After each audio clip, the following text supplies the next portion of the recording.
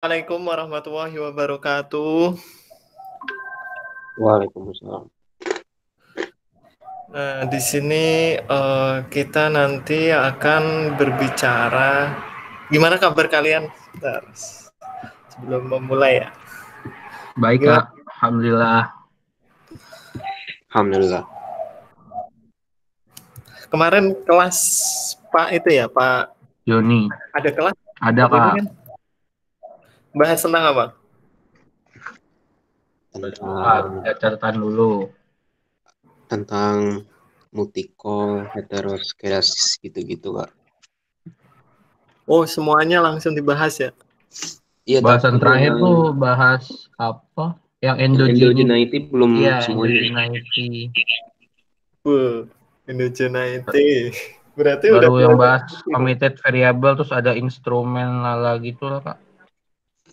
Iya, itu IV itu, instrumental variable itu. Ya, yang Oh. IV itu, Kak. Ya, IV itu ya, IV instrumental variable itu ya. Itu termasuk materi yang apa ya, APP itu, impact evaluation. Kalau kalian ingin mendalami, ambil matkul APP. APP itu apa sih Kak? CSPD Kak? Beda, lanjutan dari CSPD, analisis proyek publik. Ini yang masuk. Lanjutan dari CSPD. Jadi apa namanya, itu tuh kayak nanti belajarnya itu kuasi eksperimen. Nah, salah satu kuasi eksperimen itu instrumental variable. Nah, tapi kalian di semester ini udah belajar IV ya, nggak apa-apa. Itu udah bagus kok. Maksudnya konsep itu tuh apa ya, bagus gitu loh ketika kalian bikin model, terus kalian itu nggak terpaku di satu model aja. Oke, gue mulai kali ya. Jadi asisten kali ini tuh kita mau membahas tentang multicol linearitas. Jadi sebelum masuk ke pembahasan multicol, kita review dulu ya materinya yang sudah kita pelajari. Jadi materi yang sebelumnya itu terkait ya sama yang setelahnya ini. Jadi jangan dilupakan lah materi-materi sebelumnya. Nah ini model regresi itu analisis ya, OLS ya. Ini asumsi yang harus terpenuhi. Itu model regresinya itu harus linear. Jadi kalau kalian memakai model regresi yang nggak linear, ya berarti apa namanya, tidak memenuhi asumsi OLS. Terus misalnya nggak linear itu kayak gimana? Misal kalian bikin model yang sifatnya itu kuadratik. Nah, itu bisa. Nah, cuman kan di situ apa ya, asumsi OLS itu nggak terpenuhi. Biasanya OLS itu tuh dijadikan sebagai benchmark semua model. Modelnya sebagus apapun, serumit apapun, nah nanti benchmark utamanya ya hasil kalian itu nggak jauh-jauh dari hasil yang ditemuin OLS. Makanya apa ya, untuk memahami semua permodelan ya kalian harus pahami OLS dulu gitu. Seperti yang udah gue ungkapkan sebelumnya lah.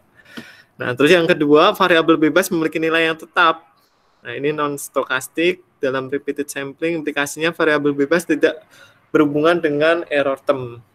Jadi, ini error term ini tuh apa ya, ketika kalian meregresikan antara X dan Y, ya apa namanya, kalian menghasilkan error kan. Nah, errornya itu tidak boleh berkorelasi dengan Y. Ketika errornya itu berkorelasi dengan X maupun Y, nah itu nanti ada permasalahan endogeneity problem. Nah, endogeneity problem itu ada beberapa ya pengertiannya. Salah satunya tadi errornya itu tuh dia berkorelasi di X dan berkorelasi di Y. Terus kita nggak bisa menentukan mana apa namanya, mana independen, mana dependen. Biasanya itu apa ya? Kalau di data keuangan ya, itu kalian bingung. Jadi nggak ada teorinya. Mau nanya. Ya, gimana? Kemarin bapaknya bilangnya kalau endogeneity itu error sama X-nya bersama-sama mempengaruhi Y gitu. Apa itu salah satu Iya, Endogeneity itu itu. juga. Nah, itu disebut dengan co-founding connector apa gitu. Aku lupa. Lo sebenarnya berarti endogeneity itu banyak gitu kak, ada yang X U-nya mempengaruhi X gitu kak. Jadi endogeneity itu terjadi itu ada beberapa hal. Nggak Oh cuma iya hanya iya. satu sebab gitu. Tadi Iya iya. yang udah lo ungkapin benar satu.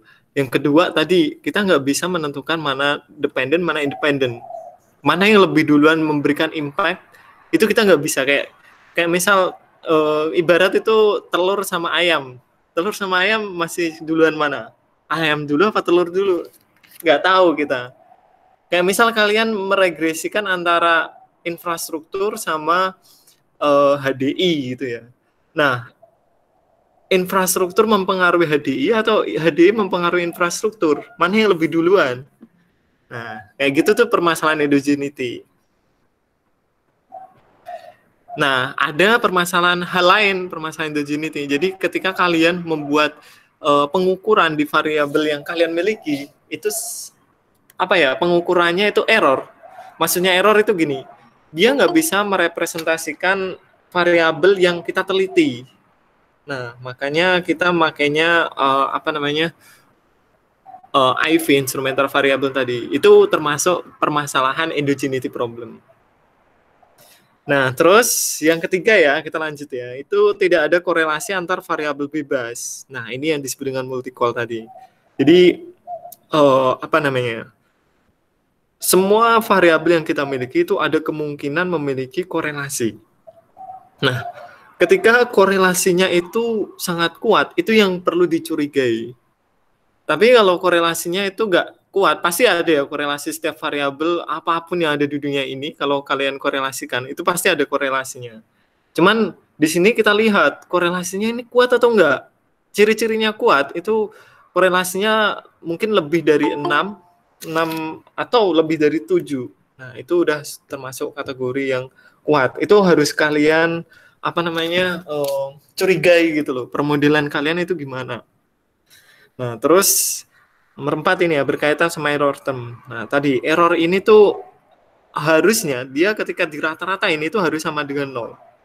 Ketika errornya itu nggak sama dengan 0, berarti errornya ini kalau disebut di buku itu error yang nggak white noise, error yang masih bermasalah. Jadi error ini memiliki perilaku dia. Kalau errornya ini white noise itu baik ya. Nah, itu tuh nggak mungkin dia mengganggu variabel lain. Nah, ketika errornya tadi nggak white noise itu ya nggak ngasih noise ke variabel lain, ya berarti errornya tadi bagus gitu. Nah, itu disebut dengan white noise. Terus, errornya ini nggak boleh berhubungan dengan error observasi lainnya atau error observasi sebelumnya kalau kita pakai data time series. Nah, terus errornya ini juga terdistribusi normal. Nah, ini biasanya ditunjukkan ketika kalian apa namanya ngelihat tes hetero. Nah, errornya ini harus ketika dirata-ratain itu harus 0, ketika di apa namanya variasi dari errornya itu harus konstan. Kemudian error yang nggak boleh ada hubungan dengan error sebelumnya atau error tetangganya. Terus errornya harus terdistribusi normal. Nah, model regresi yang jadi kalau udah terpenuhi semua, ya model regresinya udah bagus, udah bisa kita pakai. Nah, terus jika asumsi dipenuhi, maka WLS adalah penduga yang blue. Nah, ini sifat-sifatnya WLS. Ini jangan sampai lupa ya. Itu ada efisien, tidak bias, sama konsisten. Nah, kalian udah pelajari sebelum UTS ini.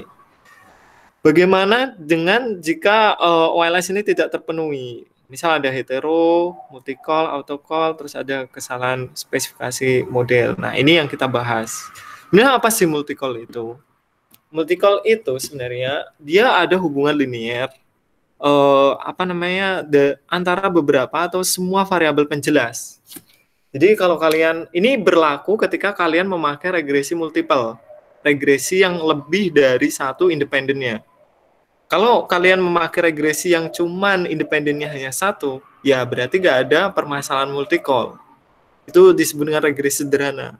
Nah, tapi kalau kalian udah memakai variabel lebih dari satu, hati-hati dengan multi-call tadi. Nah, ini perlu dibedakan efek dari multi-call sempurna dan multi-call tinggi. Ini harus jelas ya kalian ya, multi-call sempurna itu kayak gimana, multi-call tinggi itu kayak gimana. Nah, jika terjadi multi-call sempurna, maka OLS tidak akan menghasilkan nilai parameter yang unik. Jadi dia akan omitted variabel secara otomatis kalau kalian memakai stata ya. Stata itu udah pinter. Contoh multi-call sempurna itu apa coba? Yang kalian pahami, yang kalian ketahui. Contoh.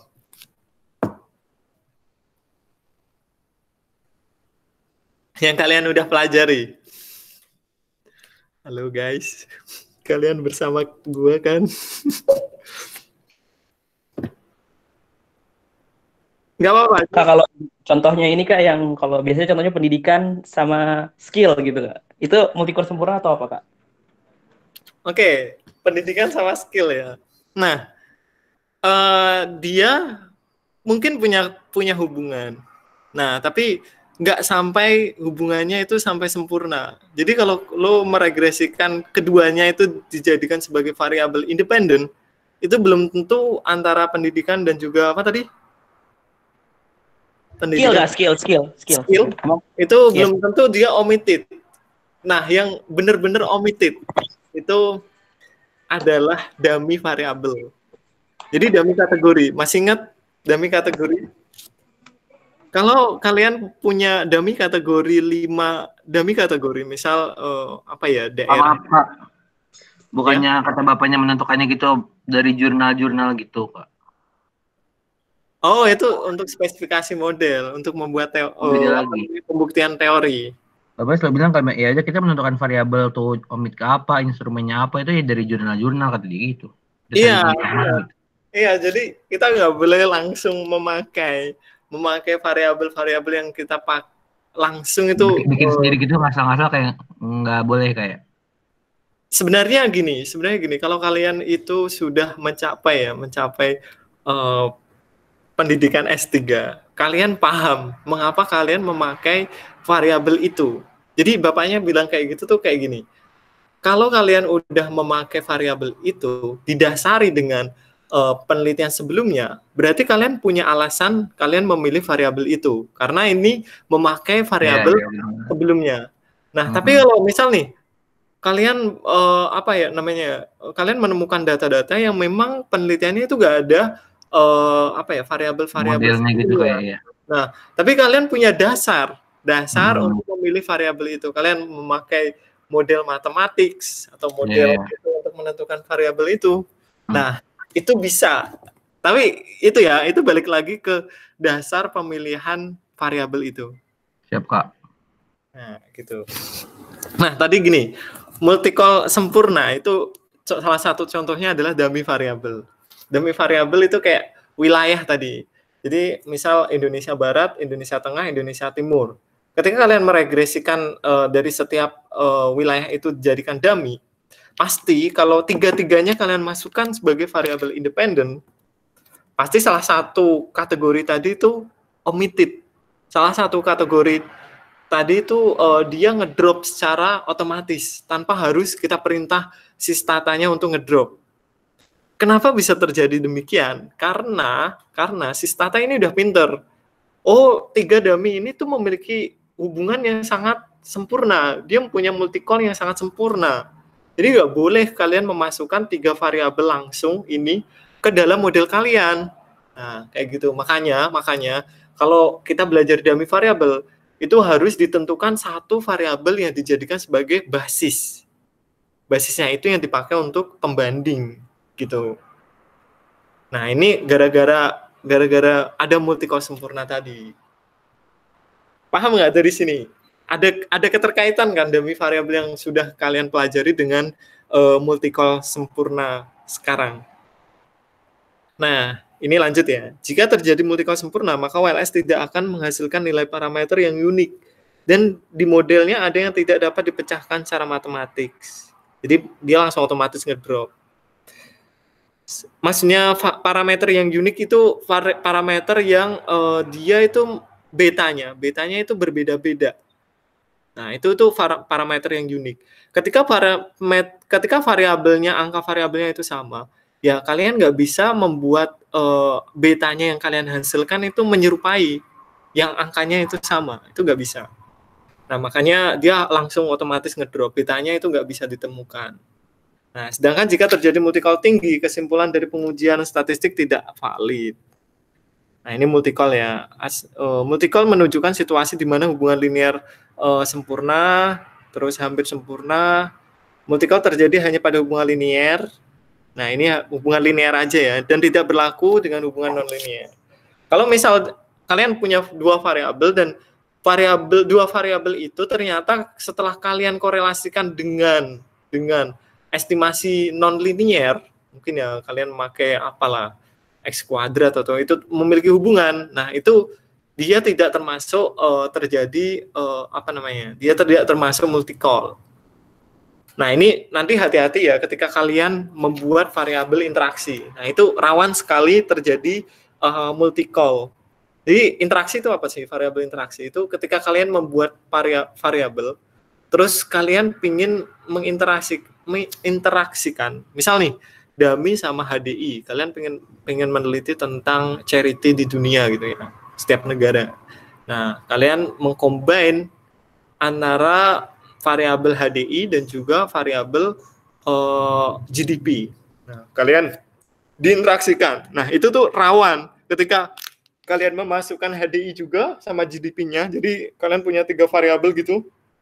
Kalian masukkan regresi. Nah, itu rawan terjadinya multi-call. Nah, ini asumsi yang terdapat dalam K variabel independen X1, X2, X3. Nah, ini harus memenuhi asumsi ini. Hubungan linear sempurna antara variabel independen dikatakan jika kondisi di bawah ini terpenuhi. Nah, ini konstanta tidak semua sama dengan 0. Persamaan tersebut dapat diubah menjadi di mana X2 dapat secara linear berhubungan dengan variabel lain. Atau koefisien korelasi antara X2 dengan variabel lain merupakan suatu satuan. Nah, intinya itu dia memiliki korelasi antara variabel. Nah, makanya dia mendapatkan konstanta yang tidak semuanya sama dengan 0. Maksudnya tidak semua sama dengan 0 ini signifikan. Ketika dia tidak sama dengan 0, berarti signifikan semua. Nah, ketika kalian mendapatkan variabel yang angkanya itu signifikan semua, nah itu perlu hati-hati. Jadi kalian cek multi-call-nya. Dia ada multi-call atau enggak?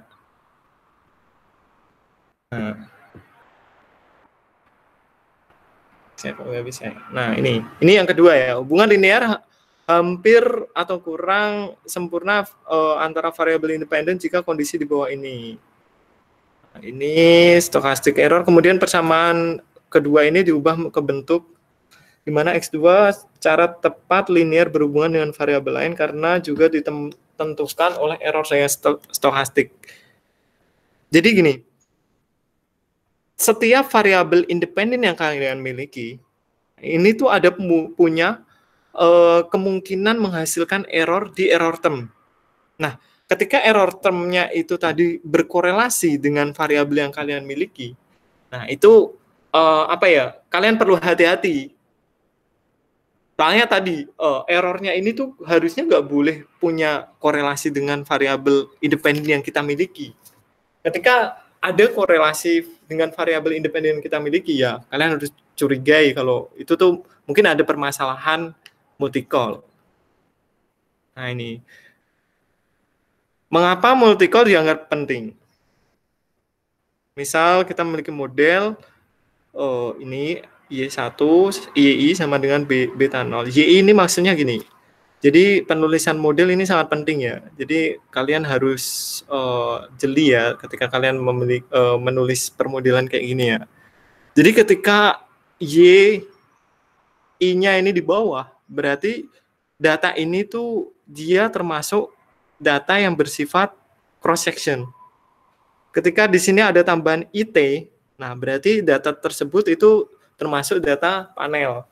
Ketika ada cuman T aja, YT, nah itu berarti data itu disebut dengan data time series. Nah, kalau ini I kan, nah ini berarti data ini tuh sifatnya adalah cross section. Paham kan dari sini? Ini penting banget ya ketika kalian membuat model kayak gini. Jadi jangan sampai kalian salah membuat model gitu. Nah ini, jika X1 meningkatkan sebanyak 1 unit, maka akan naik sebesar X2 konstan. Tetapi jika X1 dan X2 kolinear, maka hal di atas tidak akan terjadi karena segera X1 berubah.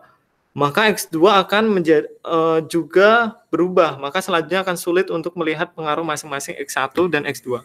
Jadi, efek multicol itu, dia bisa membuat variabel yang kita miliki, X1 misalnya ini, katakan, dia sebenarnya signifikan. Nah, ketika ditambahin variabel X2, ternyata X1 malah tambah nggak signifikan. Atau sebaliknya, dia sebenarnya nggak signifikan.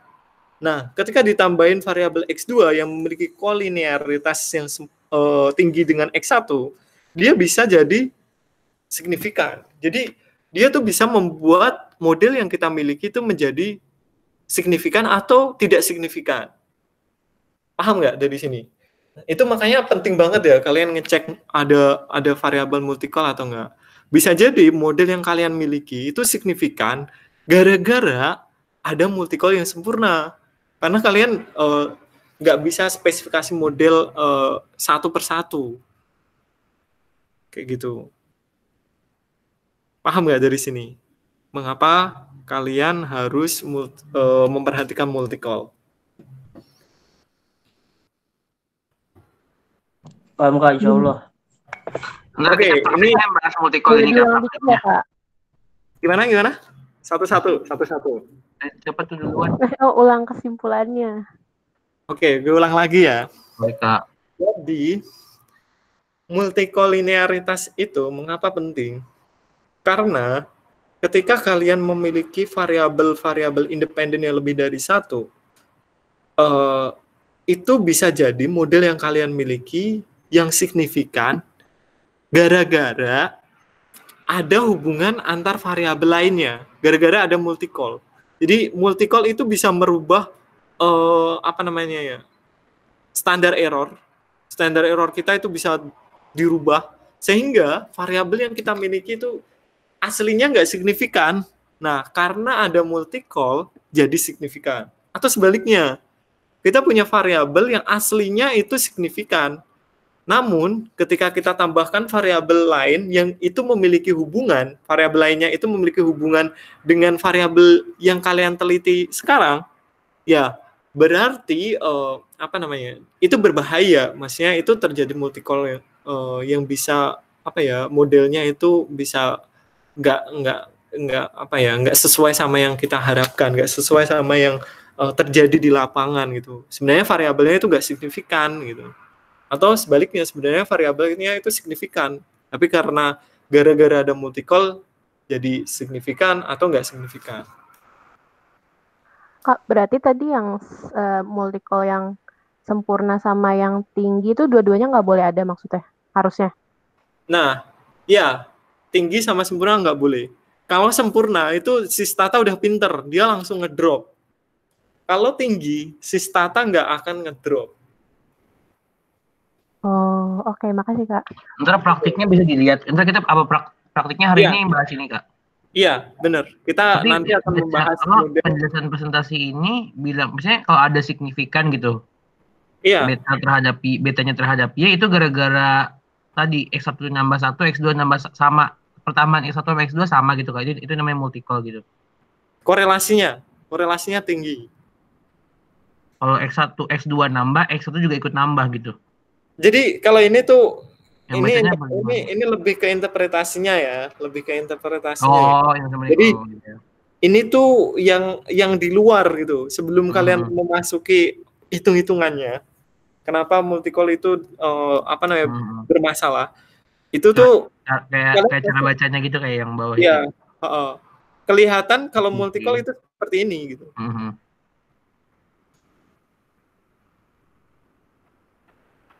Nah, ini itunya sih, maka selanjutnya akan sulit untuk kesimpulannya yang paling strong sih. Selanjutnya kalian akan sulit untuk melihat pengaruh masing-masing X1 dan X2 terhadap Y. Karena tadi dia sebenarnya signifikan, tapi gara-gara multicol nggak signifikan. sebenarnya nggak signifikan, gara-gara multicall jadi signifikan. Nah, kayak gitu. Oke ya, lanjut ya. Ini ketika kalian menghitung-hitung ya. Nah, dalam estimasi OLS yang memiliki multicall linear sempurna, maka koefisien regresi akan tidak dapat ditentukan oleh standar error, akan tidak terbatas. Nah, ini. Misal nih, ini kalian memiliki misal X2 berkorelasi dengan sempurna dengan X3 berkorelasi sempurna dengan X2 dengan hubungan X3I sama dengan 2X2I. Ini ya. Ini dia punya korelasi yang sangat kuat. Nah, lanjut ya. Maka dengan proses substitusi akan didapat seperti ini. Nah, karena dia punya korelasi yang kuat kan, ya udah berarti dia hampir sama angkanya kan. Makanya di sini dia X2 sama X3 ini langsung jadi X2 kuadrat. Nah, jadi koefisien implikasinya ketika kalian multicall ini, jadi koefisien beta tidak dapat ditentukan. Begitupun juga dengan beta 3. Jadi ini beta 2 sama dengan ini ya. Ini kan ketika kalian menghasilkan beta 2 itu rumusnya kan ini.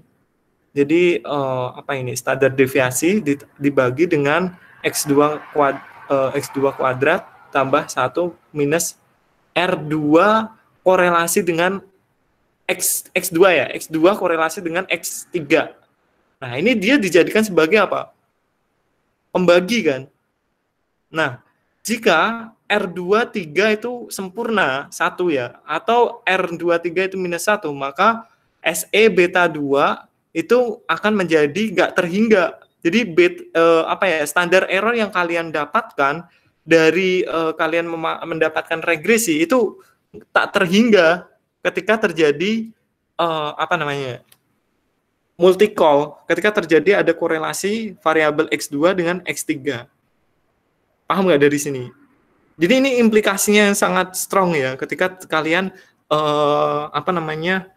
menggunakan variabel yang memang itu ada multicall. Jadi untuk estimasi OLS yang memiliki multicall sempurna, maka standar error-nya akan tidak terbatas.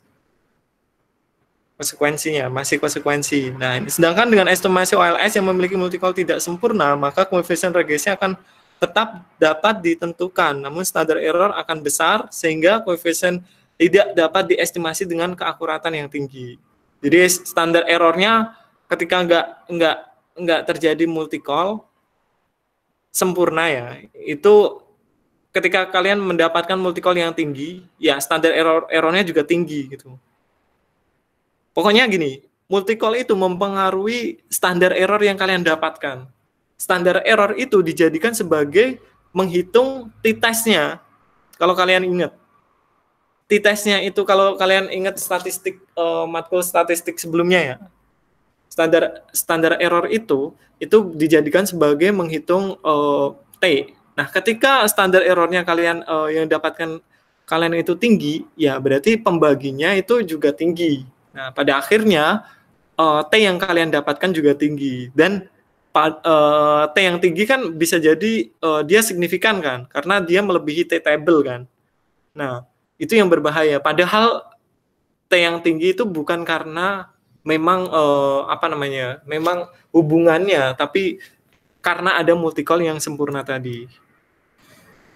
Nah, terus ini di mana ini jika X3 tidak berkorelasi linear sempurna dengan X2, maka hubungannya seperti ini. Ini sempurna ya, bukan tinggi ya. Di mana lambda tidak sama dengan 0, VI adalah error stokastik. Errornya ini random gitu. Nah, terus ini rumusnya untuk menentukan beta 2, maka beta 2 dapat diestimasikan walaupun tergantung nilai V1. Jika V1 sangat kecil dan mendekati 0, maka dikatakan X2 berkorelasi linear sempurna dengan X3 dengan X2 ya, dan tidak dapat ditentukan. Nah, ini masih konsekuensi multicall, meski blue estimator OLS dapat memiliki varians dan kovarian yang tinggi, sehingga untuk melakukan estimasi secara tepat cenderung sulit. R2 ini sama tadi ya? Sama ya. Nah, ini konsekuensi multicall ya. Ini yang kedua ya. Standar error yang kalian miliki itu semakin membesar tadi. Karena dia ada hubungan. Di sini nilainya 1 atau -1. Ketika nilainya 1 atau -1, ya apa namanya? Ini jadi apa namanya? Jadi standar deviasi yang kalian miliki jadi tak terhingga. Bahkan bisa ini nggak sampai-sampai ya tak terhingga tadi. Semakin tinggi X2, R ini korelasi ya, X2 dengan X3, ya semakin tinggi pula standar errornya. Padahal standar error ini dijadikan sebagai untuk menghitung t-test kalian. Berarti kalau S-nya naik, t-testnya jadi nggak signifikan gitu kan, kayak maksudnya kan kayak? Bisa jadi nggak signifikan, bisa jadi signifikan. Nah, ketika standar errornya itu apa ya, terlalu tinggi gitu, banyak banget gitu. Nah, bisa jadi dia signifikan.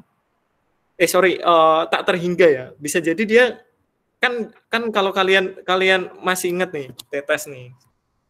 Nah, aku tunjukin rumusnya untuk mencari t-test ya.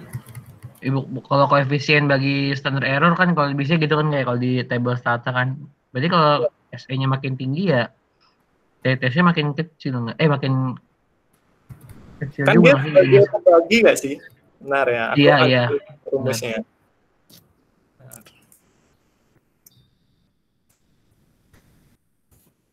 Kalau di statistik ya. Nah, ini gambarnya. Nah, ini. Nah, dia kan sebagai pembagi.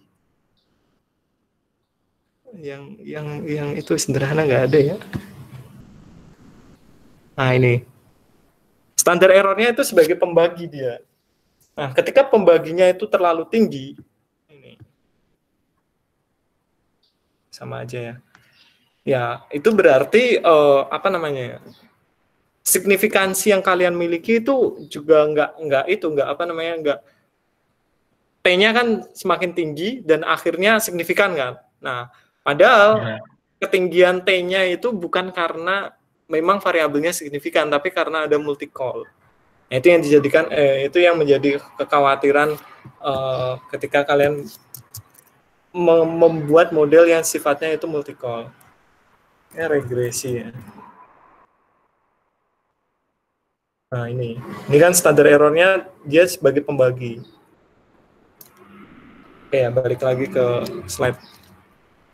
Nah, ini konsekuensi kedua, interval keyakinan, maksudnya confidence interval akan cenderung menjadi besar dengan meningkatnya multicall. Jadi beta yang kalian hasilkan itu bisa overestimate, bisa underestimate. Karena apa? Confident interval yang kalian dapatkan itu semakin melebar. Nah, makanya beta yang kalian hasilkan itu bisa overestimate atau underestimate. Nah, ini ya T rasio ini yang gue maksud tadi cari-cari di sini padahal ada. Nilai T statistik akan cenderung tidak signifikan dan mendorong penolakan signifikan koefisien variabel. Karena apa? Standar errornya tadi itu dijadikan sebagai pembagi dari betanya. Itu untuk menghasilkan T rasio. Nah, standar errornya ini meningkat, maka T rasionya akan kecil. Ya nggak? Nah, T rasio kecil akan nggak jadi signifikan. Sehingga akan mendorong penerimaan hipotesis H0. Sebenarnya variabel itu tuh signifikan. Gara-gara ada multicall, standar error yang kita dapatkan itu naik. Pada akibatnya, T yang kita dapatkan itu kecil. Ketika T kecil, T kan itu dibandingkan dengan T table ya. Padahal aslinya itu variabel T-nya itu gede. Nah, gara-gara multicall T-nya kecil. Nah, terus akhirnya semula itu signifikan, jadi nggak signifikan. Meskipun satu atau lebih T statistik tidak signifikan, R2 dapat memiliki nilai yang tinggi. Estimator OLS dan standar errornya akan menjadi sensitif terhadap perubahan data walaupun kecil. Nah, ini cara mendeteksi ya. Nilai T untuk setiap parameter tidak signifikan, tetapi R² sangat tinggi. Nah, ini salah satu upaya untuk mendeteksi itu ketika model kalian itu ada multicall, nah R²-nya biasanya tinggi. Terus korelasi berpasangan antar variabel penjelas sangat tinggi. Jadi ya ini cara mendeteksi secara umum ya. Jadi antar korelasi dikorelasikan X1 dengan X2 dikorelasikan gimana ketika dia ada korelasi yang sangat tinggi, wah itu berarti dia ada multi-call. Biasanya sih ini setiap ilmuwan beda-beda ya pendapatnya. Ada yang bilang lebih dari 6 atau ada yang bilang lebih dari 7 untuk menyatakan kalau dia tuh terjadi multi-call yang sangat kuat. Ada yang bilang lebih dari 8. Itu beda-beda pendapat. Nah, yang ketiga, nilai R-square dari auxiliary regression lebih besar daripada nilai R-square model yang sebenarnya. Auxiliary regression ini adalah regresi dari setiap XI variabel penjelas terhadap XI variabel penjelas lainnya. Jadi kalau kalian meregresikan R-square-nya itu, R-square-nya, ini sebenarnya variabel independen. Ini juga independen semua kan. Nah, ini sebenarnya independen. Nah, ketika kalian meregresikan variabel independen ini, hasil ketika terjadi multi-call yang sangat tinggi, R-square dari auxiliary variabel ini disebut dengan model auxiliary ya, ini lebih besar daripada R-square model sebenarnya. Misal katakan model sebenarnya itu Y gitu ya. Y sama dengan beta 0 tambah beta 1 X1 tambah beta 2 X3 gitu ya. Nah, ketika kalian regresikan nilai auxiliary-nya ini lebih tinggi, maksudnya R-square-nya daripada regresi sebelumnya, regresi sebenarnya. Nah, cara yang paling ampuh sampai sekarang ya, ini masih belum ada perkembangan lagi, itu menggunakan tes VIF.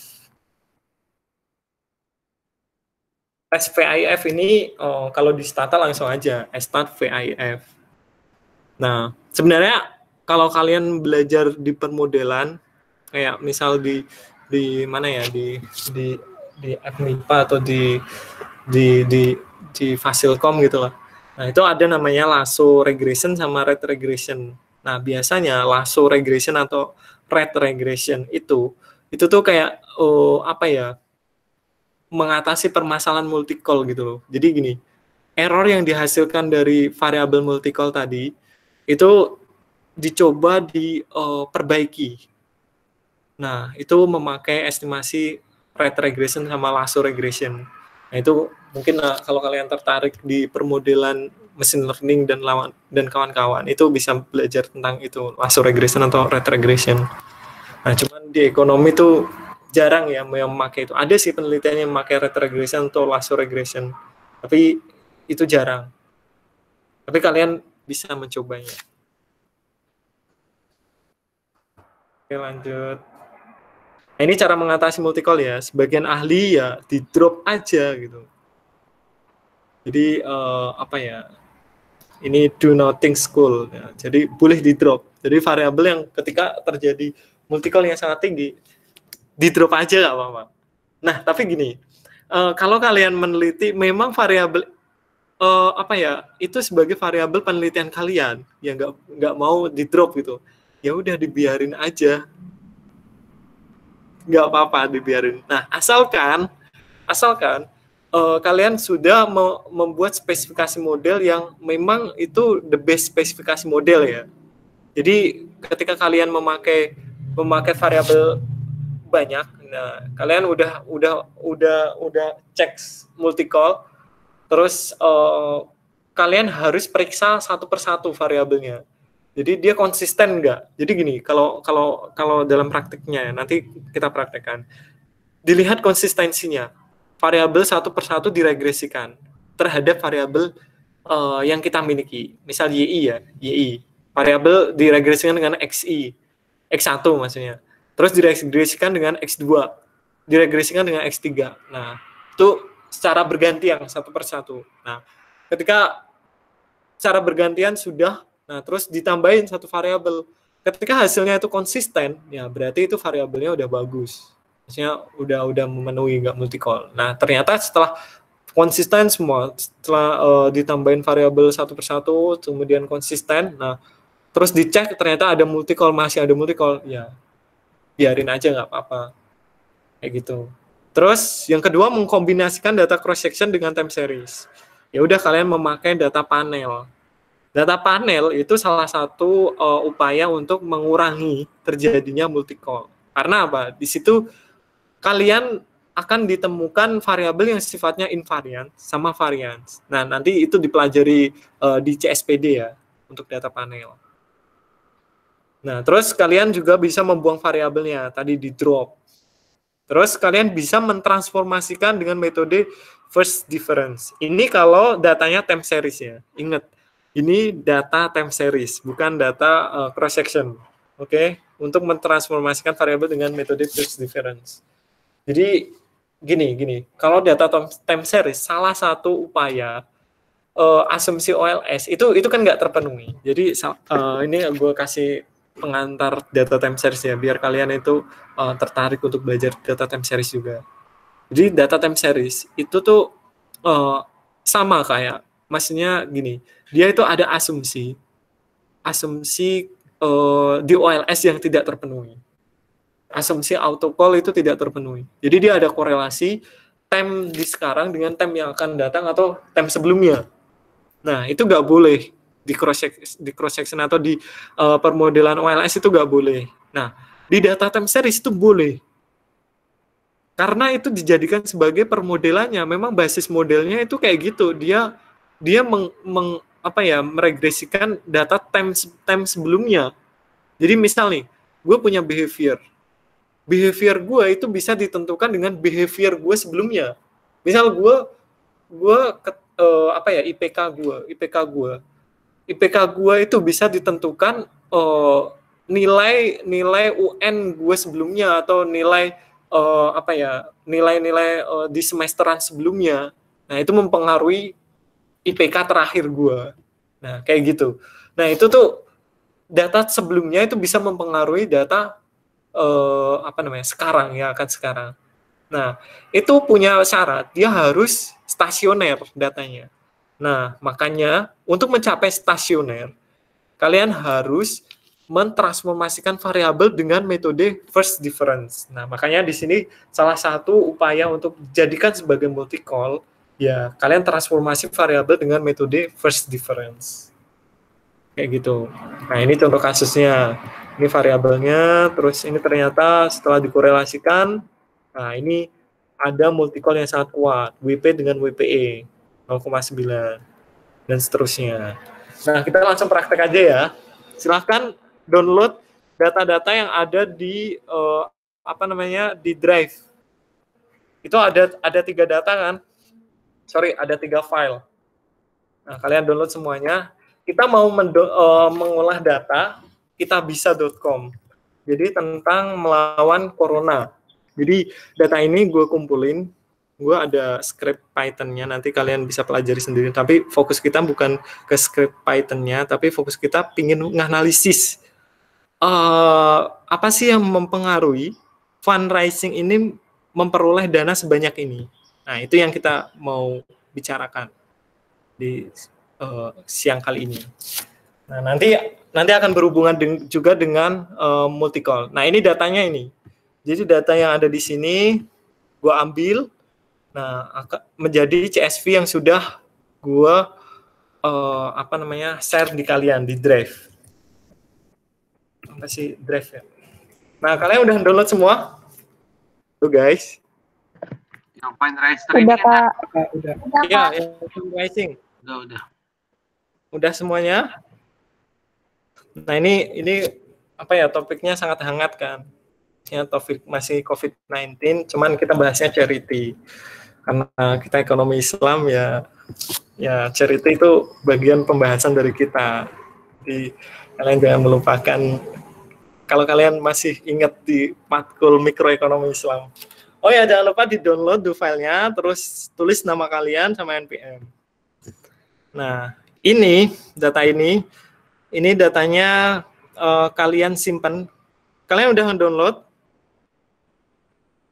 Halo guys, udah mendownload semua? Udah Kak. Udah Kak. Silahkan download filenya tadi itu ditaruh di folder. Mungkin kalian bikin folder sendiri di D atau dimanapun. Nah, itu bikin folder baru, namanya terserah kalian lah, apalah, latihan. Misal kitabisa.com. Kita bisa aja deh. Oke, terus datanya ditaruh di sini. Oke ya.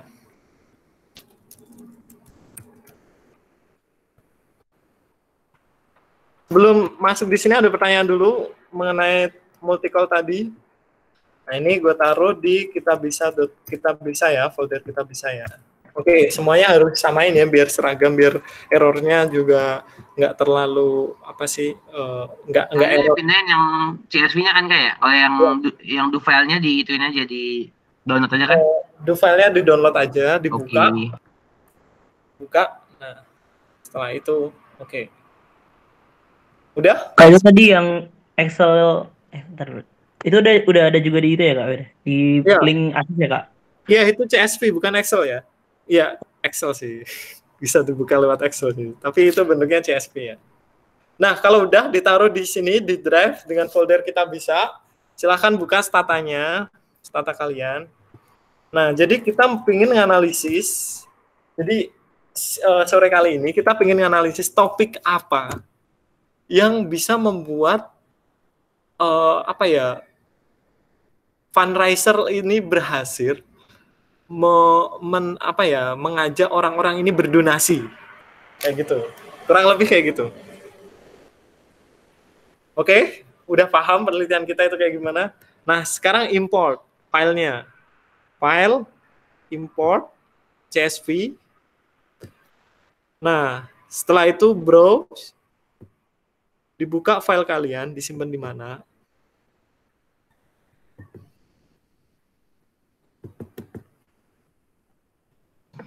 Terus asistensi import pencet di file aja kayak import ya. Iya. Nah, terus kita bisa, nah ini filenya. Nah, setelah itu open ya. Oke, semuanya udah muncul seperti ini. Udah Kak. Nah, kalau udah di oke. Muncul kayak gini datanya. Wah, gue yang kalau import CSV selalu Java installation not found deh. Caranya ada komen lain nggak Kak selain di import? Ini nggak bisa diimport.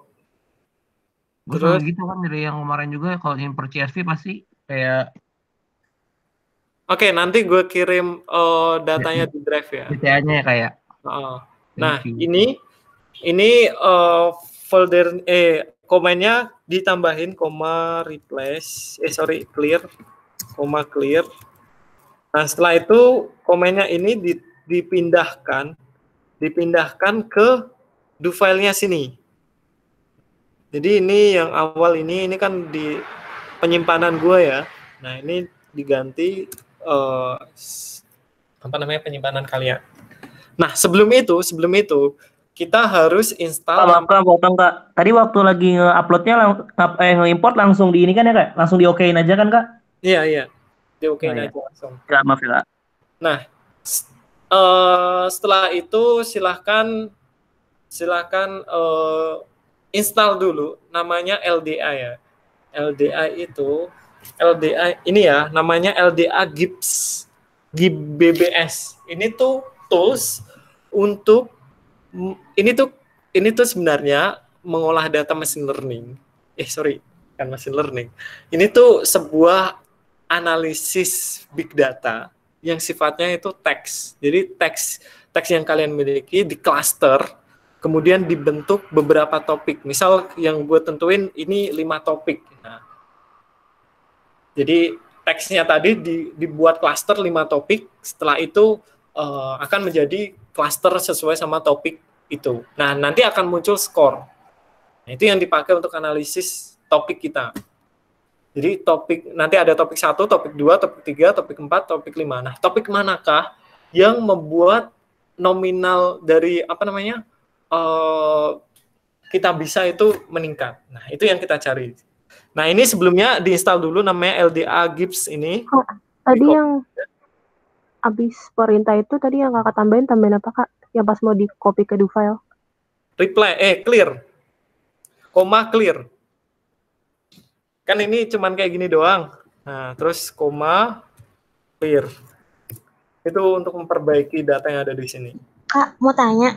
Ya. Tadi aku yang defaultnya import delimited itu belakangnya ada variabel satunya. Itu dihapus atau gimana?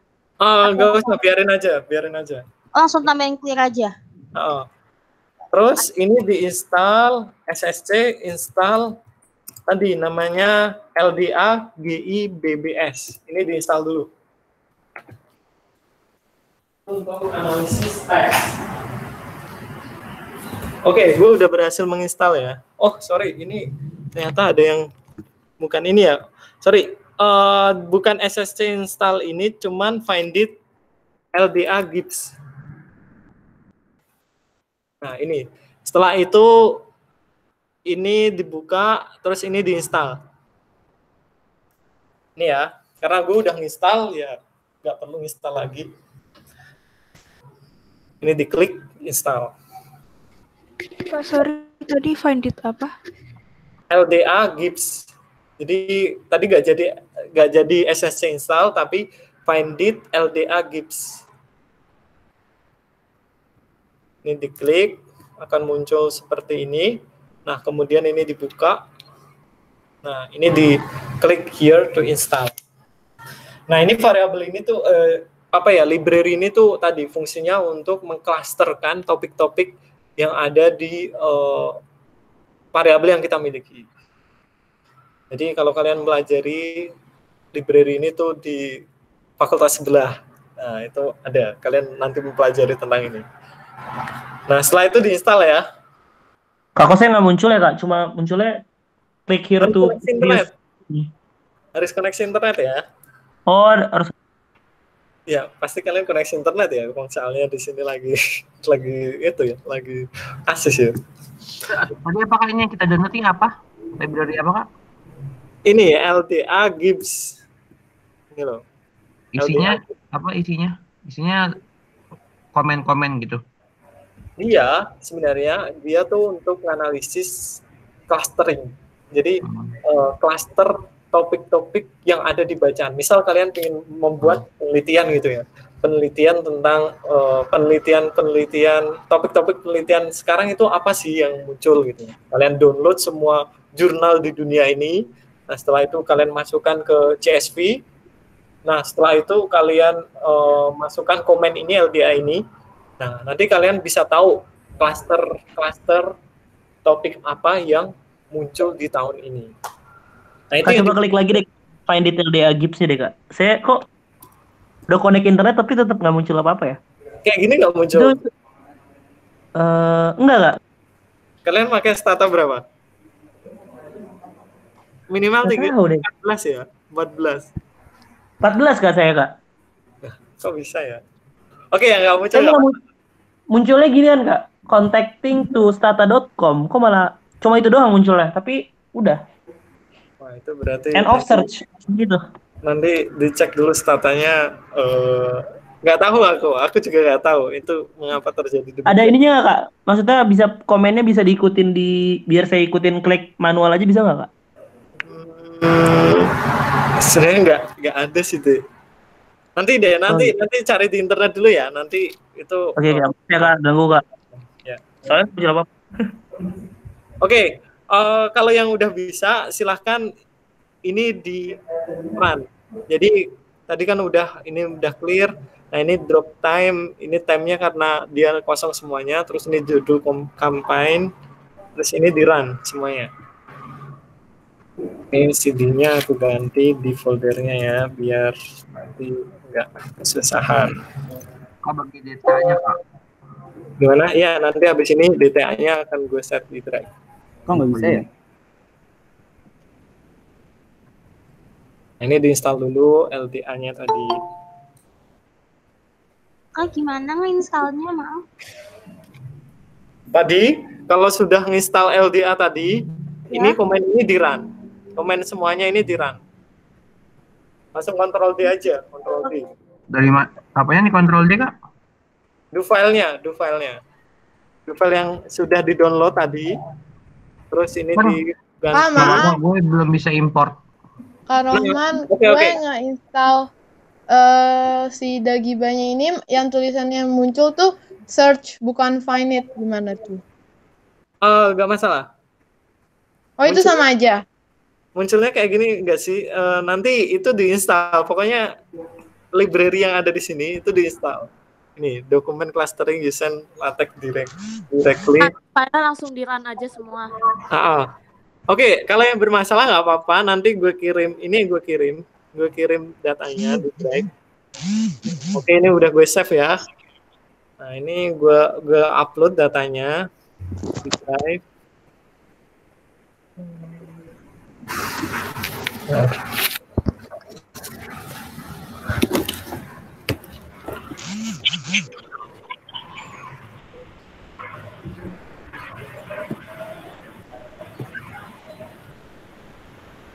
Asistensi.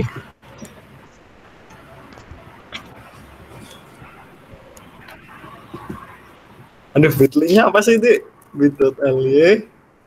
Iya, emet ya. Oke. Ini agak itu ya, agak lelet ya. Soalnya udah jam segini biasanya lelet. Oke, gue taruh di drive ini ya. Makasih Kak. Makasih Kak. DTA-nya yang di do file-nya gue ganti Kak, apa nggak usah, tinggal kontrol dia juga doang. Kalau yang nggak bermasalah, langsung aja nanti di run. Nah, tapi kalau yang ini diperuntukkan untuk yang bermasalah ya. Saya bermasalah. Kak, tadi komen run-nya gimana? Nah, upload-nya lama banget ini. Kak, saya di run tapi error merah-merah. Ada yang merah-merah? Merah-merahnya Ya, aku merah. Di baris apa? Di paling bawah. File Word prop couldn't be open. Tulisannya run if or min not found. Oh, itu CD-nya belum ditentuin tuh. CD-nya coba tentuin dulu. Change directory yang kemarin-kemarin yang sudah kita pelajari. Ya? Kak, tanya. Ini gua merah pas mau nge-rename. Ini kan ada komen rename V1 nomor. Itu tuh mau nge-rename nomor kali Kak ke jadi V1 ya? Kebalik soalnya. Iya nggak sih? Enggak. Soalnya gua kan yang variabel yang udah ada adanya nomor, judul campaign, nominal, donatur, sama fundraiser. Nah ini kan mau nge-rename V1, V1-nya belum ada. Gue coba nih gue share ini deh ya.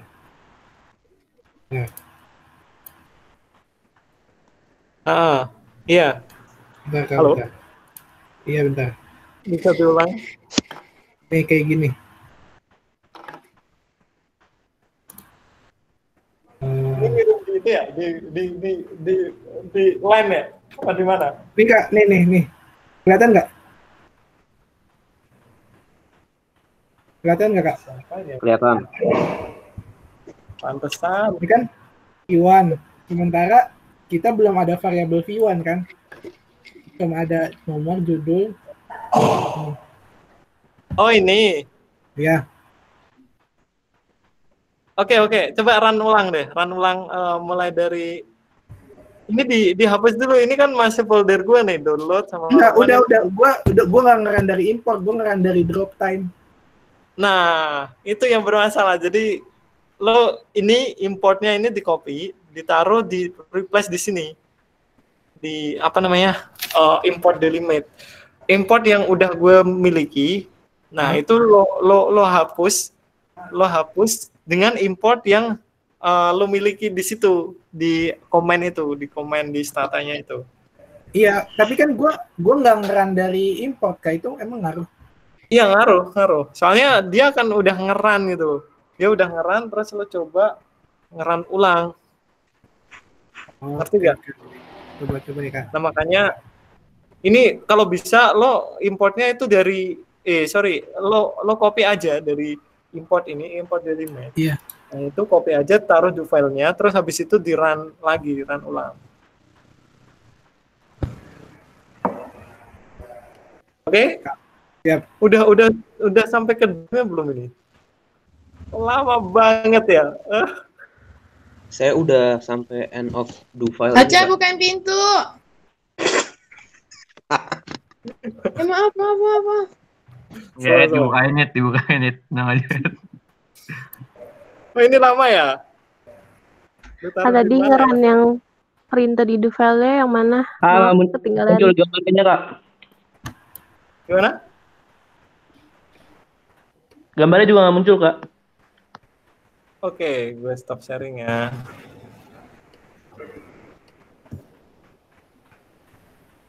Nih muncul? Muncul, Kak. Udah, Kak. Oke, gue share dulu filenya. Lu nggak mau ya? Apa gue kirim lewat apa ya enaknya? Kalau gue nggak bisa ngimport CSV gara-gara kenapa ya, Kak? Ya bermasalah di import data. Ini pakai data yang sudah ada aja. Pakai data yang file yang udah ada sebentar.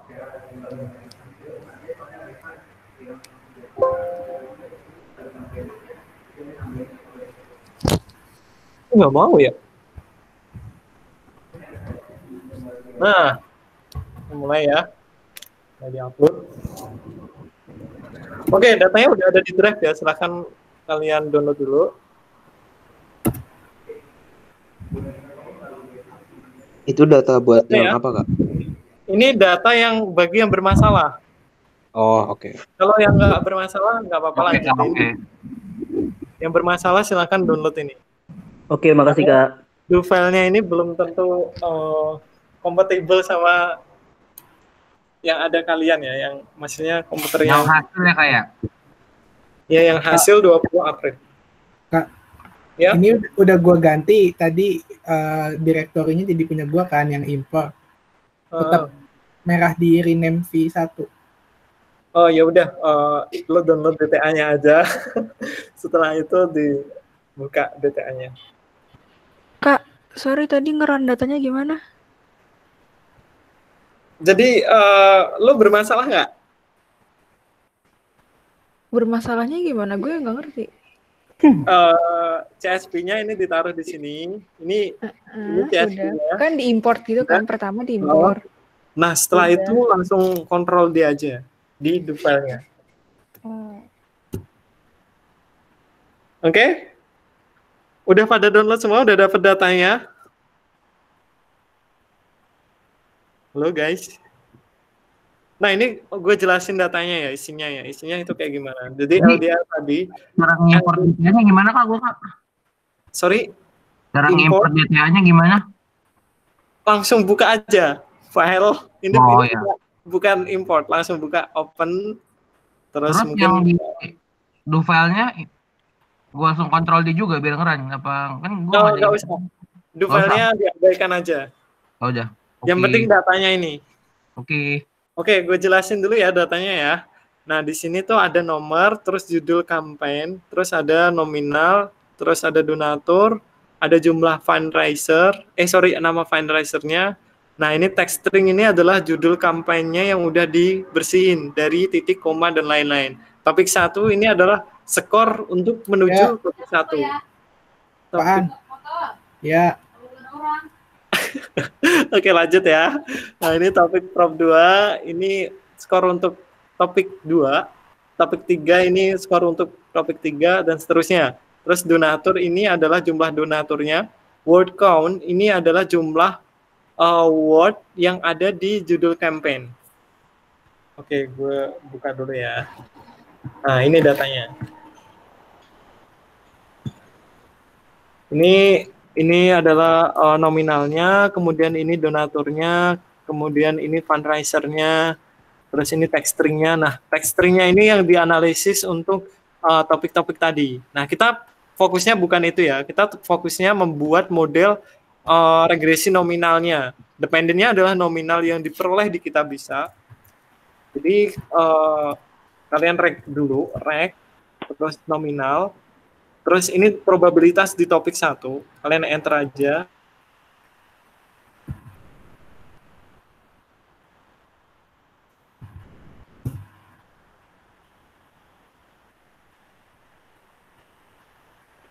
Nah, di sini nggak signifikan ya. Nah, logaritma atau len nominal sama dengan len kurung buka nominal kurung tutup. Tadi yang nominal apa, Kak? Gimana?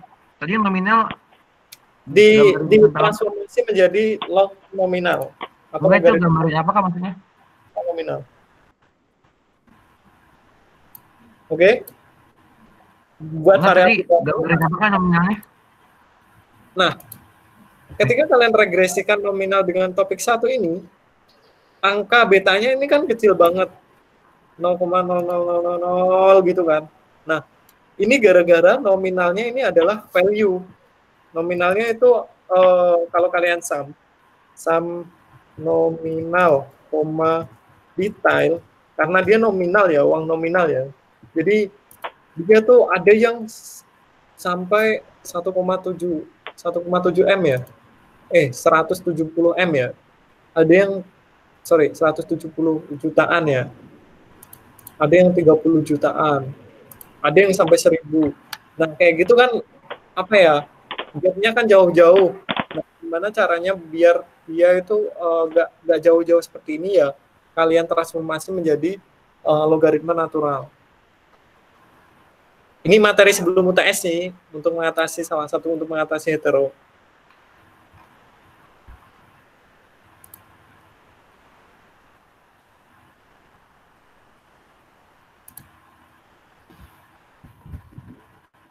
Nah, kalian regresikan lagi logaritma nominal. Nah, dia akan setelah itu kalian kan masuknya ke spesifikasi model. Nah, di spesifikasi model ini kalian harus menentukan apa namanya variabel mana yang signifikan dan variabel mana yang nggak signifikan gitu ya. Kalian harus menentukan semua variabelnya. Kalian masukkan ini. Nah, ini ada omitted variabel 1 ya. Omitted variabel seperti ini tuh bisa terjadi kalau kalian cek ya, stat VIF. Ini untuk ngecek multicall ya. Mungkin 3 terus stat VIF. Padahal kecil ya, tapi dia ngedrop ya. Jadi gini, ini kalau kalian korelasikan,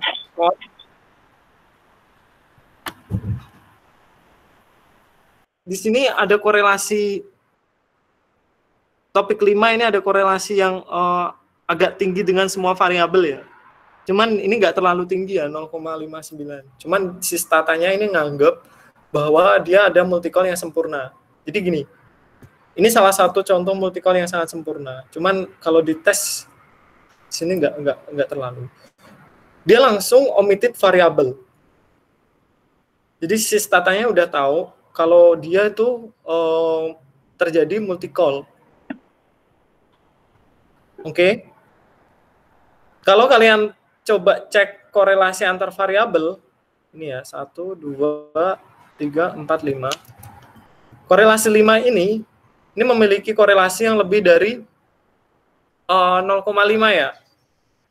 Ya menuju 0,6 lah. Nah, itu termasuk angka yang topik 5 atau topik 2 banyaknya, Kak? Gimana? Yang mempengaruhi semua variabel banyak itu si topik 2 atau topik 5? Topik 5. Jadi di topik 5 ini topik 5 topik 5 topik 2 ya. Iya, topik 2. Topik 2 sama topik 5 ini tinggi ya termasuk ya. Topik 2 maksud gue topik 2. Ini 0,9, terus ini juga tinggi, lumayan. Soalnya kenapa ini bisa ada multicall yang cukup tinggi ya? Karena ketika kalian memakai LDA, ini tuh yang dia nggak masuk di topik 1, dia akan masuk di topik 2. Terus ketika dia tidak masuk di topik 2, dia akan masuk topik 3. Ketika dia tidak masuk di topik 3... Bedanya apa sih, Kak, tadi sama apa? Gimana? Yang 1, 2, 3, 4, 5 ini kakak bedanya berdasarkan apa sih gitu maksudnya? Dia tuh memberikan skor berdasarkan topik-topik tertentu. Nah, itu tuh didasari dengan kemiripan katanya yang ada ya. Misal ini.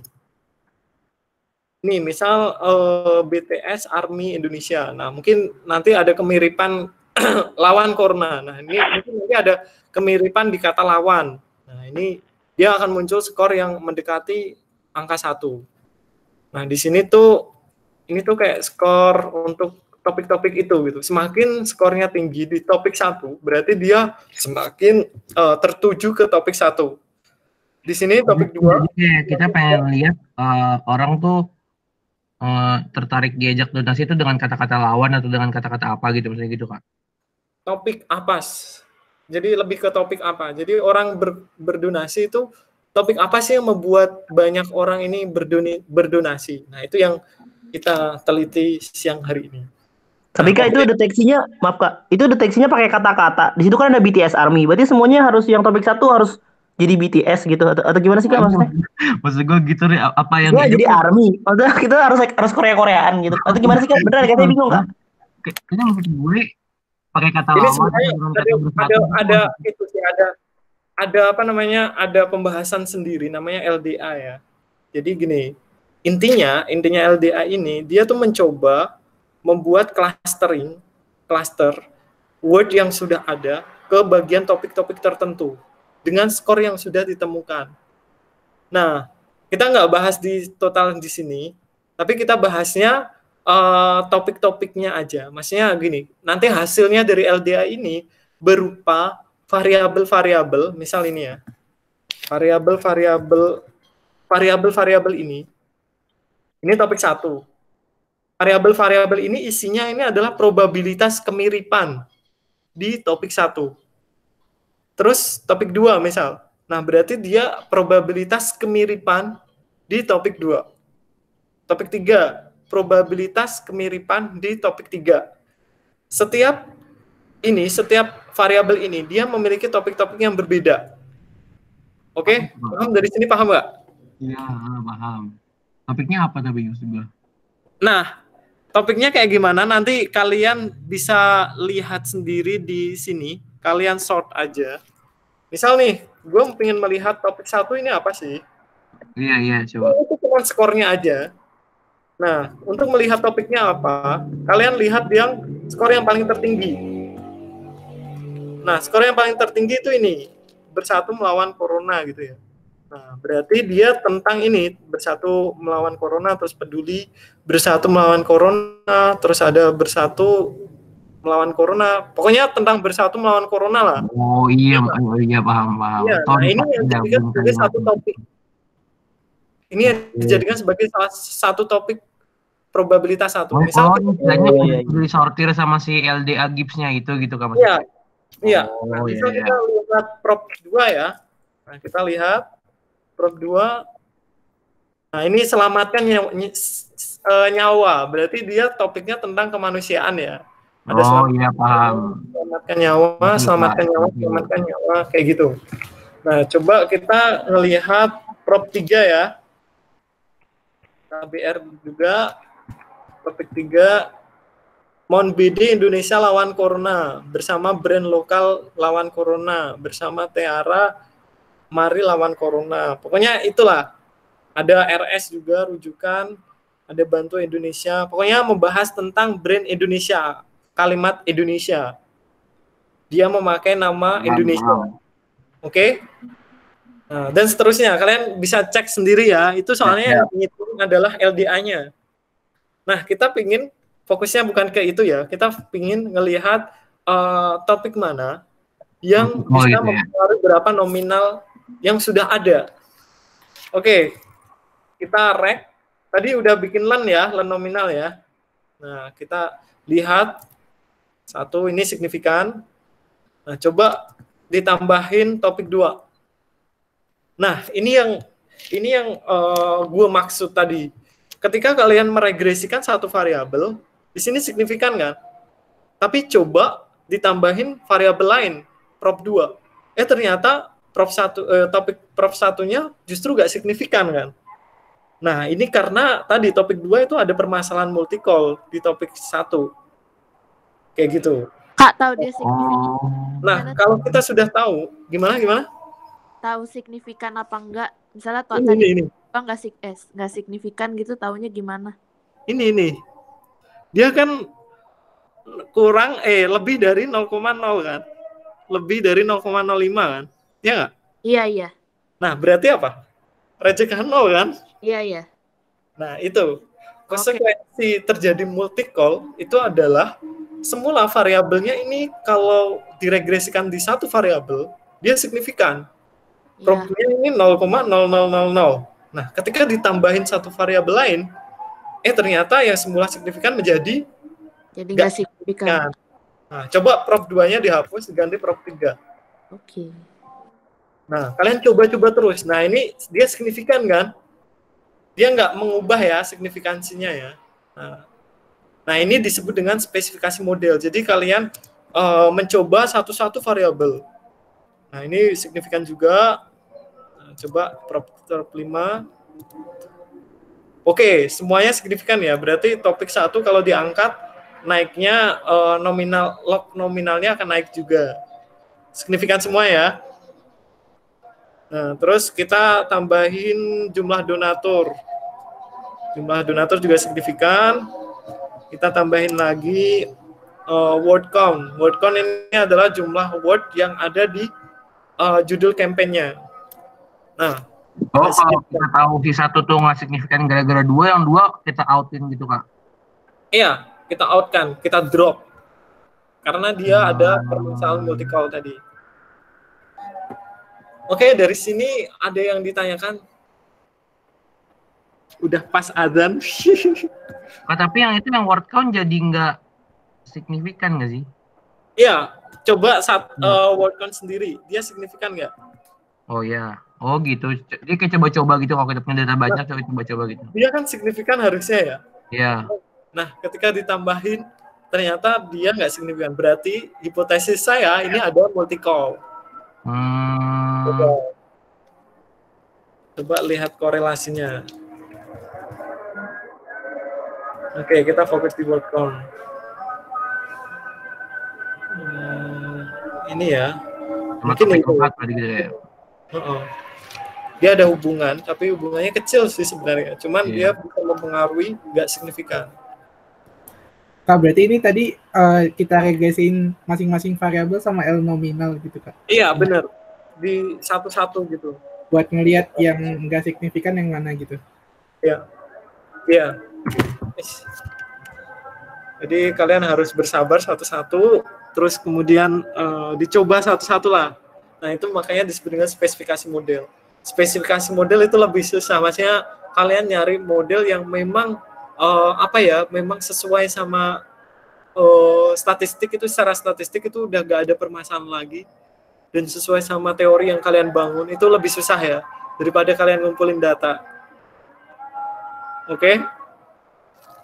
Kak, maaf Kak, mau nanya lagi Kak. Tadi kok kan untuk ngecek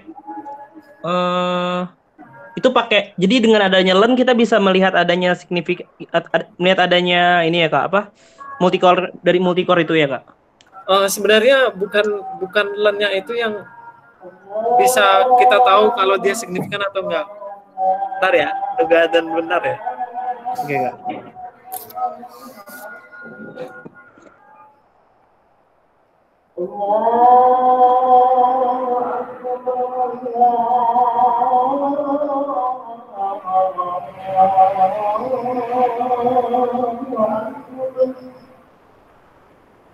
أشهد أن لا إله إلا الله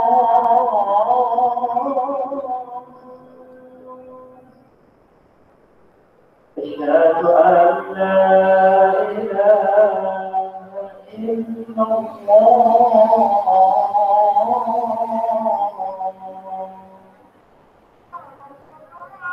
أشهد أن محمدا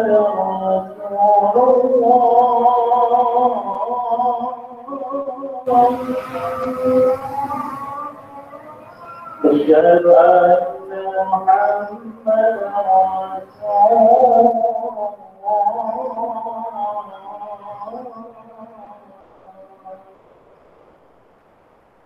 حي على الصلاة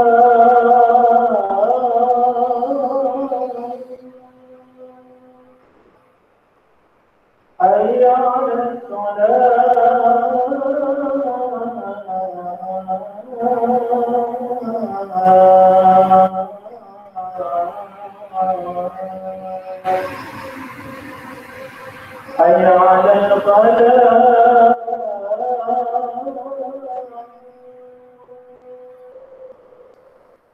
حي على الفلاح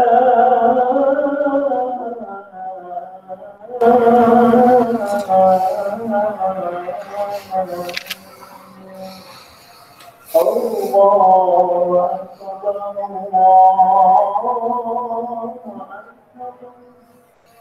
لا إله إلا الله.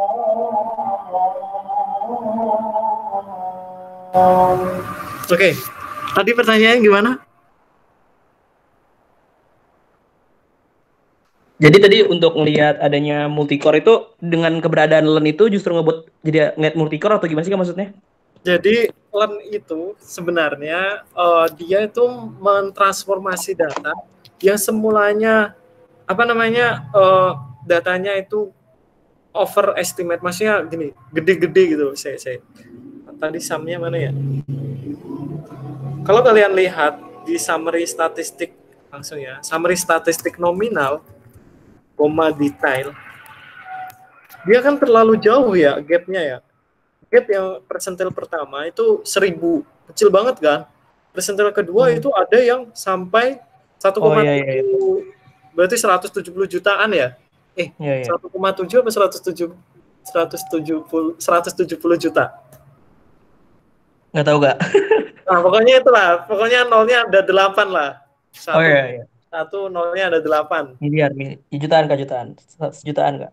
Ya, 176 jutaan ya. Ada yang sampai segitu, ada yang kecil banget, ada yang 1000 doang. Nah, untuk menghindari yang kayak gitu, itu kan sebenarnya gapnya sangat jauh. Terus kalau diregresikan ya pasti bermasalah. Soalnya dia nggak, maksudnya angkanya itu kecil gitu loh. Kalau diregresikan, nih ya, kalau diregresikan langsung, angkanya kecil. Iya, paham Kak. Makanya ditransformasi. Ada yang tanyakan lagi? Jadi semua topik ya, ini hasilnya, hasil penelitiannya ini. Topik 1, skor topik 1, itu semakin menuju ke arah topik 1, itu naik ya, naik 3,8. Terus semakin menuju ke skor topik 3, itu akan naik 2,7. Dan seterusnya, ini 3,3, ini 4,7. Nah, yang paling tinggi itu topik 5. Ya nggak? Nah, topik 5 ini apa? Nah, kalian bisa kasih rekomendasi ke Kitabisa atau ke orang-orang kalau bikin fundraising itu seperti topik 5. Coba kita lihat ya, topik 5 itu apa ya? Short topik 5.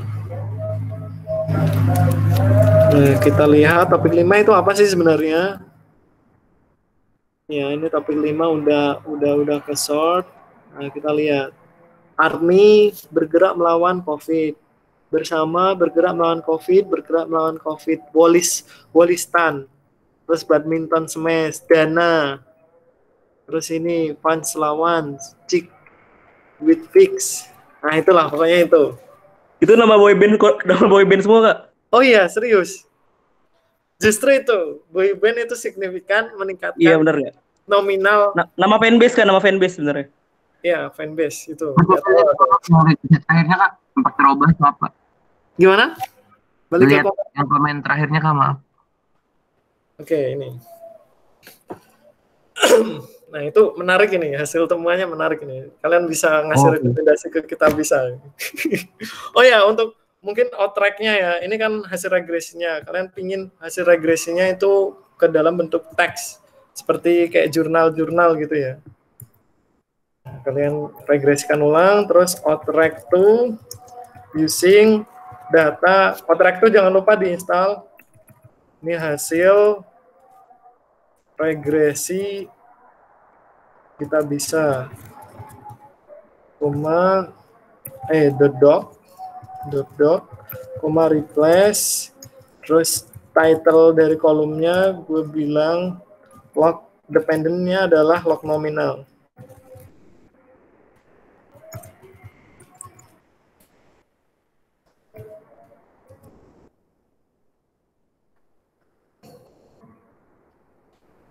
Oke. Nah, ini hasil temuan penelitian kali ini.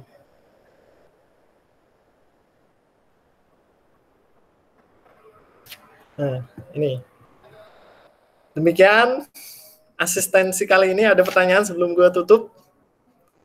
Kak, mau tanya dong. Ya, gimana? Kalau ini kan datanya ini protection ya? Apa? Data yang kakak pakai ini kan protection ya? Protection? Protection. Iya, protection, benar. Satu waktu doang. Kalau misalnya saya pakai data panel, ini nggak usah di drop. Kan isinya kan kalau pakai kakak cara ini kan dia di drop kan salah satunya cari yang kan. Oh iya, gini. Kalau data panel, kalau data panel bisa jadi dia nggak terjadi multi call. Ngerti nggak? Jadi tapi tetap ada ya multi call ya. Cuman multi call-nya itu nggak separah ketika cross section. Tapi caranya tetap sama pakai yang StatVIF itu. Iya, dicek StatVIF. Terus cara ngilanginnya gimana? Ada nggak kayak di hetero atau di autocore pakai komen apa gitu? Ini tadi ya balik lagi ke PPT-nya ya untuk mengatasi multi call ya. Pertama, sebagian ahli membiarkan adanya multi call. Jadi ya udah multi call itu nggak apa-apa. Ini ada syarat ya. Syaratnya kalian udah membuat spesifikasi model yang memang itu the best model. Jadi kalian coba satu-satu kayak tadi, coba satu-satu, oh satu signifikan. Ketika ditambahin, oh ternyata konsisten. Nah itu kayak gitu. Kalian harus the best model ya. Kalian harus milih the best model. Nah itu boleh multi call itu nggak di drop. Nah terus kalian bisa mengkombinasikan datanya itu cross section dengan time series data panel tadi. Jadi datanya kalau panel kecenderungan modelnya mengalami multi call itu sangat kecil, bahkan nggak ada multi call bahkan. Tapi ada sih penelitian-penelitian yang masih tetap menguji dia ada multi call atau enggak ketika dia pakai data panel. Ada sebagian penelitian kayak gitu. Ada yang ya memang nggak ada multi call gitu. Nah, terus yang ketiga ini ketika kalian ada multi call ya udah di drop aja variabel independennya kayak kita tadi. Topik prop 3 tadi 2 deng. Tadi ada multi call di variabel lain ya. Nah, iya prop 2. Itu yang menjadi penyakit kan. Ya udah, itu gue drop. Udah. Topik 2 berarti nggak gue masukin di situ. Berarti yang ada topik 1, 3, 4, 5. Nah, terus yang ketiga ini transformasi variabel dengan metode first difference. Ini khusus untuk permasalahan di data time series kalau terjadi multi call. Kayak gitu. Paham nggak? Sorry. Kalau penjelasan gue terlalu cepet gitu ya. Karena waktu kita terlalu cepet ya. Ada pertanyaan? Kak, maaf boleh balik ke Stata nggak? Oke, maaf ya Kak. Ini. Oke. Upload ke Google Drive yang file yang tadi kakak buat aja di rename aja. Ya, nanti dia gue upload semuanya untuk ngambil data dari kita bisa juga gue upload. Oh, bukan yang buat kita absennya pakai yang udah kakak kasih. Oh iya, di absennya iya bener. Absennya do file yang gue kasih, kalian tulis nama kalian, terus ini di copy apa do file di sini di copy yang ini ya, mulai dari generate terus di copy. Kak tadi Robas itu untuk meniadakan atau menurunkan multicore sih Kak atau gimana Kak? Sebenarnya Robas ini nggak bermasalah apa-apa ya di multicore ya. Dia hanya membuat standar error yang kita miliki itu semakin bagus, semakin kecil ya kalau nggak salah. Sebentar, kita cek ya. Ini tanpa Robas ya. Mana? Nah ini tanpa Robas 0,84 ya. Nah ketika dikasih Robas 0,7 lebih kecil. Oke, Jadi oke. memperbaiki standar error. Karena standar error yang kita miliki ini dijadikan untuk menghitung t-testnya Oke, Kak. tadi. Kak, tadi berarti intinya untuk masalah multicore itu cuma satu solusinya di drop aja ya tadi ya, Kak? Ada banyak tadi, halo yo. Oh iya, yang tadi jelasin nama Agung. Oke, Kak, maaf Kak, skip. Udah Apa Kak? dijelasin. Gak usah Kak, gak usah Kak, saya dengerin Kak. Oke. Makasih Kak. Sama-sama. Ada pertanyaan lagi? Kak, saya mau tanya dong. Ya? Tapi ini materi yang sebelumnya, nggak apa-apa. Ya, nggak apa-apa, slow. Nih, misalnya saya udah dapat nih regresinya. Terus saya tes, ternyata dia punya autocore sama hetero berbarengan. Nah, itu komennya gimana caranya? Kalau dia punya dua masalah berbarengan, satu-satu atau punya ada komen yang lain? Autocall itu gara-gara data time series ya? Iya, misalnya gitu saya punya time series, tiba-tiba dia udah autocall, terus hetero juga. Nah, itu cara ngilangin gimana? Kalau ada dua masalah itu. Satu-satu dulu. Jadi permasalahan hetero dulu kali ya. Permasalahan hetero itu, salah satu permasalahan hetero itu bisa diselesaikan dengan transformasi data. Dan multi-call itu juga bisa transformasi data ketika data itu time series tadi. Ya nggak? Nah, berarti itu sejalan dong, transformasi, sama-sama transformasi data. Nah, kita coba first difference tadi. Transformasi first difference. Sebenarnya first difference itu apa sih? Dia tuh menurunkan data yang sebelumnya itu apa ya? Itu materinya agak panjang sih untuk itu kayak membuat growth-nya gitu loh. Ngerti nggak? Itu first difference ya. Itu kayak membuat growth-nya. Nah, dari situ itu kan udah mentransformasi data. Nah, dicoba lagi. Muncul dua permasalahan itu lagi atau enggak? Kalau permasalahan satunya udah terselesaikan, misal hetero udah terselesaikan, ya udah berarti sekarang fokus ke multi-call. Ada multi-call lagi ternyata. Dah, di first difference lagi. Jadi first difference itu bisa ada turunan sampai ke berapa gitu. Ada turunan pertama kalau dia masih belum stasioner atau masih ada multi-call, ya turunan kedua. Tuh diturunin terus bisa pokoknya di data time series itu. Paham nggak? Berarti kalau gitu kita nggak usah kita nggak usah ngerobas dong. Kalau misalnya kita bisa ngetransformasi. Jadi gini, data time series itu analisisnya agak susah ya daripada data cross section atau panel data. Jadi karena dia itu datanya nggak sempurna. Datanya itu ada permasalahan, strong permasalahan ya, itu di autocall. Nah, itu tuh kalau sebagian ekonomi ya, ekonom development ya data time series itu memang datanya nggak sempurna dan dia nggak pakai penelitian yang sifatnya data time series. Nah, data time series itu berkembang itu di ranah bidang-bidang keuangan. Nah, data time series itu pembahasannya banyak ya deh. Nanti kalian mengambil aja kalau tertarik di data time series, ngambil aja matkul ekonometrika time series. Atau kalian bisa belajar juga sih. IPB sekarang lagi buka kelas tentang data time series. Nanti gue kasih linknya untuk kalian. Jadi itu permasalahan-permasalahan yang ada di data time series dibahas tuntas di situ. Yang ajar prof lagi. Kayaknya menarik untuk kalian. Nanti gue kasihkan ya. Jadi pembahasan di data time series itu sangat luas banget. Soalnya sampai sekarang pun data time series itu masih berkembang. Yang udah settle teorinya itu di data cross section, data panel, terus itu udah maksudnya kalau di perkembangannya itu udah lama gitu sebelum dari data time series. Data time series itu tahun 1900-an. Sebelum pokoknya data time series itu terbaru lah. Bukan paling baru sih, cuman ya pokoknya baru lah. Nah, ya sekarang yang berkembang itu justru malah data spasial. Karena data spasial juga dia punya pembahasan sendiri.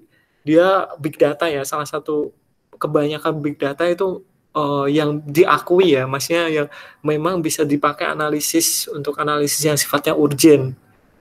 Nah, itu memakai data yang sifatnya spasial tadi. Oke, dari sini ada pertanyaan deh. Tambah bingung ya? Kak, mau tanya. Silahkan. Tadi cara bacanya yang tabel VIF itu gimana ya, Kak?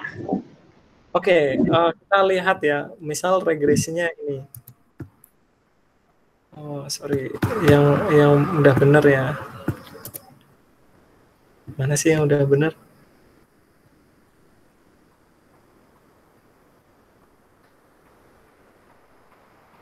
Misal ini ya, start VIF. Nah, ini caranya gimana? Ini gini, kalau misal angka VIF ini lebih dari 10, nah, ada kecenderungan data itu ada multi-call, variabel itu ada multi-call. Kalau misal ini di bawah angka 10, dia nggak ada multi-call. Nah, ini bisa pakai ini ya, bisa pakai ini juga. Kalau misal, ini kebalikan dari ini ya, datanya ini kurang dari 0,1 kalau nggak salah. Aku lupa. Ya, itu. Sebentar. Pokoknya kebalikan dari ini. 1/10 berarti 1/10 0,1 ya. Nah, kalau 1 VIF angkanya kurang dari, lebih dari atau kurang dari? Oh ya, kurang dari 0,1. Nah, itu ada kecenderungan VIF. Oke, kita lihat di internet ya. Variabel mana sih yang ada multi-call? Multi-call stata.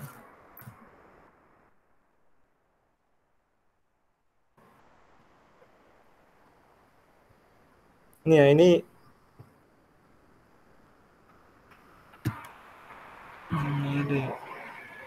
ya, ini angkanya gede banget korelasinya, cuman di sini VIF-nya nggak ditunjukin ya. Pokoknya angka VIF-nya itu lebih dari 10. Nah, itu terjadi multi-call. Tapi kalau misal dia kurang dari 10, dia nggak ada multi-call. Nah, uji multi-call itu nggak hanya satu uji ya, bisa pakai korelasi ini, korelasi biasa, bisa pakai VIF. Nah, tapi sekarang yang banyak dipakai itu start VIF itu, uji VIF. Nah, tapi sebenarnya banyak sekali ya uji-uji yang bisa kita pakai untuk data itu ada multi-call atau enggak. Intinya sih dia ngelihat korelasinya. Paham nggak, Dik? Halo? Iya, Kak, paham. Makasih, Kak. Ya, sama-sama. Kalau ini kan kurang dari 10 berarti aman dari multi-call. Oke, ada pertanyaan lagi? Sebelum gue tutup. Halo guys. Kalian masih ada di sini nggak? Iya Kak, makasih Kak. Udah Kak, cukup Kak. Cukup Kak. Udah lah. Ya. Iya, Oke, makasih mungkin Kak. itu aja yang bisa gue sampaikan. Terima kasih atas perhatiannya dan semoga bermanfaat untuk kalian. Dan saya akhiri, wassalamualaikum warahmatullahi wabarakatuh. Jangan lupa di-upload untuk filenya untuk absensi kalian. Oke. Makasih Kak. Makasih banyak. Ya.